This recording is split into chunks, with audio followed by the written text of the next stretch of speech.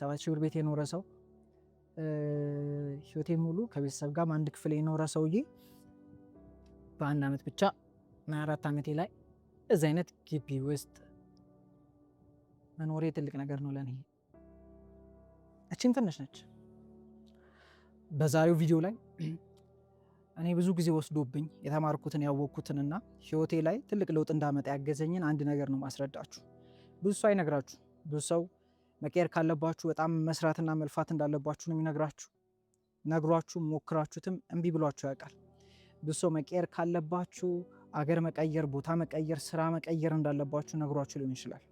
እኔ ግን ከሱ የተለየ ነገር ነው ማስረዳችሁና ማሳያችሁ ማለት ነው። ኦልሞስት ባለፉት 5 ዓመታት ብዙ ነገር ሞክሬያለሁ። ራሴን ለማሳደግ ብዙ አድርጌያለሁ። ግን ደግሞ ኦልሞስት የመጀመሪያ 4 ዓመት የትምህርት ጊዜ ብቻ ነበረ። ፈልገውን ነገር አላገኘውም። ነገር ግን ያለፈው 1 ዓመት አሁን መነግራችሁን አንድ ነገር ስለተረዳው ብቻ ቶታሊ ትልቅ ሽፍት አምጥቻለሁ። ለምሳሌ ብቻ ብነግራችሁ የዛሬ ዓመት በዚህ ሰዓት ላይ ማለት ነው 7000 ብር ቤት ውስጥ ሰው እየከፈለበት ነበር ምኖረው ተጠግቼ ማለት ነው። የዛሬ ዓመት ነው እያልኳችሁ ያለሁት። የ7000 ብር ቤት አንድ ክፍል ቤት እኔ መክፈል ስለማልችል ሰው እየከፈለ ነበር ምኖረው። ጎበዝ ስላልሆንኩ አይደለም። አሁን መነግራችሁን ብዙ ነገሮች ስለማላቅም አልነበረም። 4 ዓመት ብዙ ነገር ሞክሬያለሁ። በጣም ጠንካራ ሰራተኛ 24 ሰዓት ከዛ በላይ ለመስራትም ፈቃደኛ ሆንኩና ምሰራ ሰው ነው። ጊዜን ስልክ ላይም ሌላ ነገር ላይ ማጠፋ ሰው አልነበርኩ። ነገር ግን የምፈልገውን ነገር ህይወት ላይ ያገኘው አልነበረም።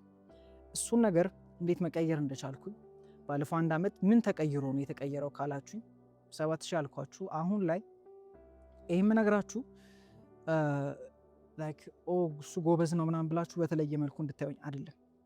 ማንም የተለየ ሰው ስለሌለ ማለት ነው። የዛሬ ዓመት እዛ ላይ ነበርኩኝ። አሁን ላይ ግን 150,000 ብር ቤት ውስጥ ነው የምኖረው ራሴው ከፍዬ ማለት ነው፣ ስለመፈልግና ስለሚቻል። አሁን ይሄ ያው ብዙዎቻችሁ የሆነ የሚታይ ነገር ስታዩ ኢንስፓየርድ ስለምትሆኑና ምነግራችሁ ኢንፎርሜሽን የምር እንደሚሰራ ነግራችሁ ሀሳብ የምር ህይወቴን እንደቀየረው ልንገራችሁ ብዬ ነው። ይሄ ፋይናንስ ብቻ አልኳችሁ እንጂ በብዙ ነገር በምሰራበት ስራ ላይ ትልቅ ለውጥ አለ። ከሰዎች ጋር ባለኝ ሪሌሽንሽፕ ላይ፣ ስለ ራሴ ባለኝ ስሜት ላይ የዛሬ ዓመት የነበረውን ነግራችኋለሁ፣ አሁን ላይ ያለውን ነግራችኋለሁ።